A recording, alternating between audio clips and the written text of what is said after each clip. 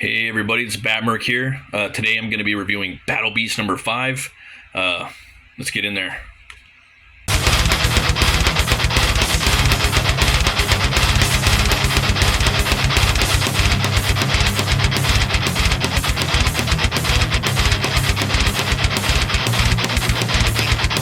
So for those of you that are new to the channel, I do comic book reviews on here. Usually books that I find are pretty metal or just have the metal vibe going. And I just started doing draw streams. I've been doing those a lot lately. Usually I'm reviewing though, as far as it goes, a lot of barbaric like characters like Conan and Cole and what have you. This guy as well. He's definitely a space barbarian. I've been doing live streams right now. I recently did this few days ago. It's a Conan piece I did. It's been really fun. Thanks for everyone that's been stopping by the live draw streams. This was one that we did for a vote. I put a poll out on the community for YouTube, and if people wanted me to draw, younger like Pirate Conan or Thief Conan or like Conan Prime or King Conan, and most people voted for Conan Prime. So this was like a little concept I came up with, and I think it turned out pretty fun. It's my third time drawing Conan in many years, so each time I'm getting a little better. But yesterday, I got some bad news. One of my favorite singers of all time, Thomas Lindbergh from At the Gates, had passed away, and when that happened, I got this image in my head that I wanted to draw to just to celebrate his life and what his music and his art has meant to me. So I did this frenetic piece that took me about 2 hours to do, and I drank a couple beers, toasted to his name, and played some Slaughter the Soul. That's like my favorite album by them. So it was just like a fast 2 hour piece I did. So that was really fun. Thanks for, everyone that stopped by for that. But yeah, that's pretty much what this channel's about. I have some also comic reviews like I talked about, and also I do comic book tips, for people that are starting to make books that want to come in and check it out. So if that's the type of thing you're into, hit like and subscribe. Let's get into this book, Battle Beast. So what I'm really digging about this is issue number 5. I hope that it becomes an ongoing. I was doing a little bit of a deep dive, and they were saying that it's going to go up to issue number 6.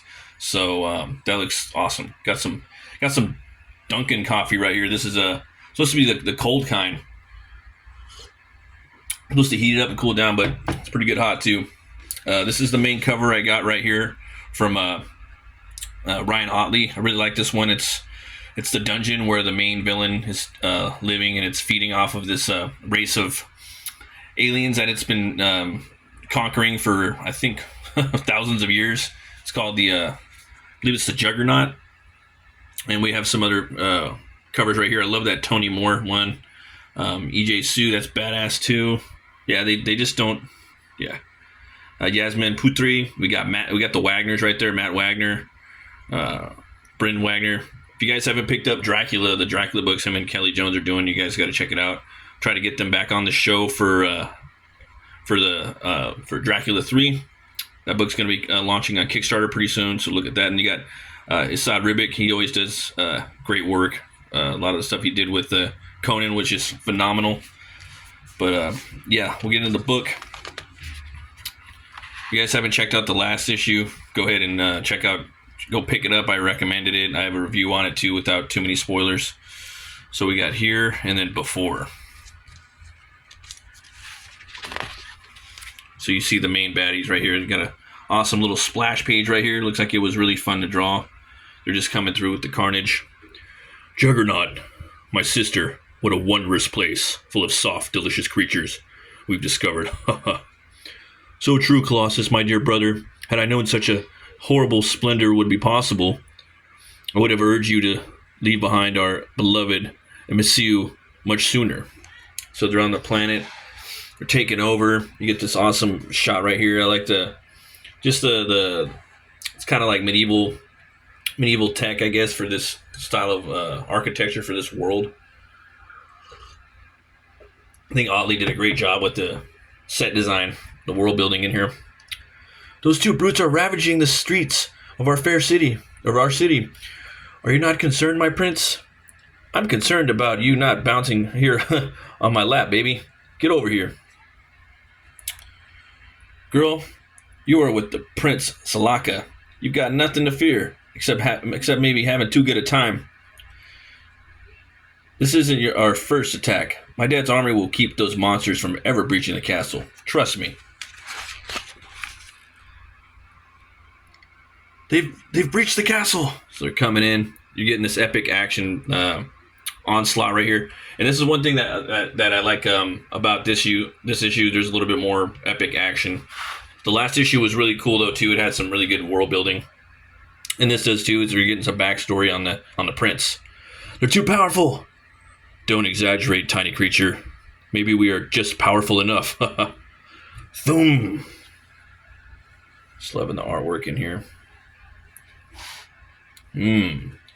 More tiny creatures. Run. Prince Salaka, don't leave me. Just squeezes his princess just like that. So this guy's he's a big pussy. He's a wuss. So you get a nice shot of the castle right there. This pretty much sums up his character right here. Prince Salaka, we need you.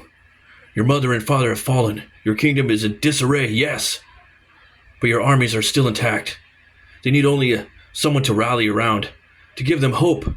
We still have a chance. Be the leader the people of Fontania need. I can't. They're too powerful. You're a disgrace. Wham! So here we go. Now they're bombing on the castle right here. And we got a good double kind of similar setup right here. It's mirroring, definitely the two bottom panels on each side. They both do a good service to that. It's a good read to the eye. And then he's here chilling with the ladies, I don't know, my prince. It seems like things are getting worse. Nah. Just sit tight and trust in Salaka. We're going to be fine, just fine. Those monsters are doing damage, but they're never going to get bored. Then they're going to get bored, and then they're going to, get tired of things to smash and just leave. You'll see. Oh, Prince Salaka, you're so wise and handsome. You know it, ladies. And so, yeah, you know what's going to happen. Like the design of these, the Colossus and the Juggernaut. Your army has fallen. Your soldiers sold you out. It has been months since we ate your parents. I do love the taste of royalty. He just throws mine in his mouth. Chomp. So here he is, literally inside the belly of the beast. This is what came of him. Salaka, Dad, Mom. Take our life force, my son. Our royal energy will give you an unnaturally long life. You must avenge our bloodline. No, I'm not worthy. No, you're not worthy. So that explains why he lived so long. And here he is, I had power once. I didn't use it when I could have, and my people suffered greatly. I don't want to make that mistake again. Just saying. Yeah. So this reminds me, like some of the architecture in here, beautiful. It reminds me of a book by a crowdfunder. I did a review of it. I got the first book, but I didn't get. Well, I do have the second one. I still got to read that, but it's called Groken. It's by Kenneth Rocafort. It kind of has a similar feel, at least tech wise and architecturally. That book was badass. So if you guys haven't checked out the review of Groken, check that out. I still got to read the second one and review that. I believe I have the second one. The third book came out, and he's going to be launching a fourth one. He's been consistently killing it with that creator-owned IP. And Groken is a badass, really, really cool character design I've seen come out of India. I always forget about that one. So, love this panel right here. My God, it's all gone. The excursion has caught me a ship and caused multiple delays. If you are going to weep at every bit of ruins we encounter on this planet, I will leave you behind. I will tolerate no further delays. Let's see here. Then you got like the AI from the ship that he took out. It's the Battle Beast in the first issue. He was on a spaceship. He just annihilated everybody on the ship, and then the only form of consciousness alive was the ship's AI. And so him and the AI of that ship have basically been going head to head throughout this series. Now the AI is inside of this robot. It survived. and he's right here. You get a little cool like you know, inside baseball into the psyche of Battle Beast, which I'm really digging.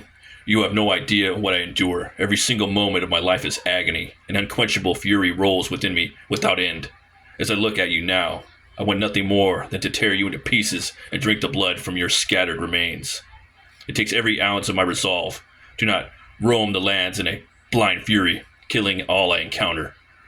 The good I do is reminding myself that would be pointlessly destructive.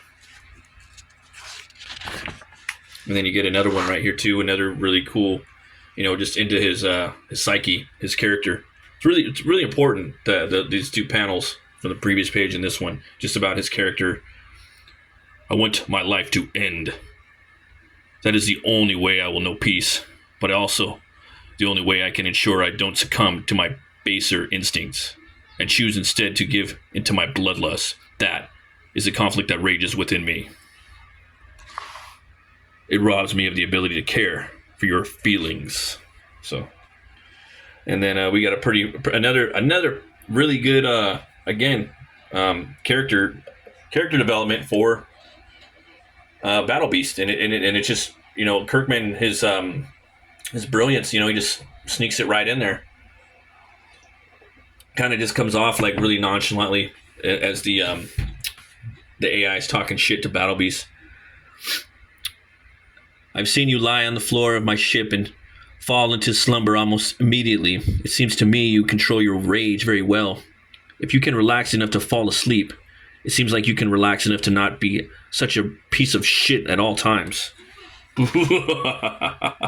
Computer, I think I might be starting to like you. So, I mean, that's pretty funny, It took him that long. Again, I love this panel right here. This reminds me a little bit of Mignola, the way he's hitting the, he's doing his spot blacks. Love it. Going forward. Ooh. The guy's complaining. Seriously, again. No, this is different. My body is growing. I'm running out of room in here. It's starting to get uncomfortable. Be uncomfortable quietly. The Grand Palace, my word. I promise it used to be so grand. What are you waiting for? Let's get your asses inside and you get killed. Love, and also definitely reminds me a lot of like Jim Henson, something Jim Henson would make. Like I think Jim Henson, him and the Creature Workshop, and then the director of Brotherhood of the Wolf. I think they would have done a good job on this. At least this world. It kind of feels like something out of Brotherhood of the Wolf and Labyrinth, and even Grendel. I don't know if you guys heard about the new Grendel movie. That movie sounds badass. So here we go. Love this panel right here. It's establishing shot of the castle. They're bringing in that dark fantasy, sci-fi. Like they're just kind of weaving different little subgenres, like he spoke of in the first book and in the back matter. Well, let us waste no time. Come. I assure you can lead us through this castle in spite of its current state. I know my way around, yes. So they're going inside the castle. He's ready. Enough of this. I crave battle, and I will have it now. Where is this juggernaut? I will have her head for dinner. If she is so afraid, she cowers unseen in this decrepit castle. Over here. So you got this guy whispering in the dark, telling him to come over. Some pretty good dialogue right there. Tells him basically just to run down the stairs. They jot down the stairs, and our main character, again, a big character, a big part in his development and Arch. He's finally growing back. And I'm gonna leave it right there. I'll let you guys come back to it. I don't want to spoil what happens next. I'll spoil a little bit of the ending on the next review of the next book, God willing. I get to do it. But yeah, this book is two horns way up, dude. It's fucking I'm loving this series. Even when I don't get like big action scenes, like big action, set pieces like in every issue. It's cool. Still a great book, and I'm fully invested and on board with this. But here we have the cover for issue 2, and we got some cool one right there by Gordon Murphy. We got this one right here by EJ Sue. Then we got this D one here by Corey Walker. That one looks cool. It's pretty metal, pretty heavy metal actually. Yeah, you gotta love these ones when they're running through the thick of it. This is Jorge Corona or George Corona with Spicer. Yeah, Spicer's the best, man. Favorite colorist out there right now. And Andre Bresnan. Okay. Yeah, that one looks good too. Like, they don't really have bad covers for this book. Looking forward to Skinbreaker 2. Definitely got that on my pull. They've been working on this fucking book for a long time. So we got more fantasy. We got more barbarians coming on this channel. Aplenty. And I'm loving the landscape of sword sorcery and barbarism and comicdom. I'm really, really digging it, man. So guys, go check it out. Should be doing live streams a few days a week now. You guys can check that out. Most of the time I'm doing a thumbnail to pencils to inks over about 5 or 6 streams. So I'm just chilling, having fun doing that. Not really sure who I'm going to do next. I'm kind of doing pulp characters. Maybe the Phantom. I don't know. Maybe we'll do a little Kit Walker. We'll see. But as always, everybody, thanks for watching. Always remember to be bold, be brave, and roll the bones, know your role. See you guys next time.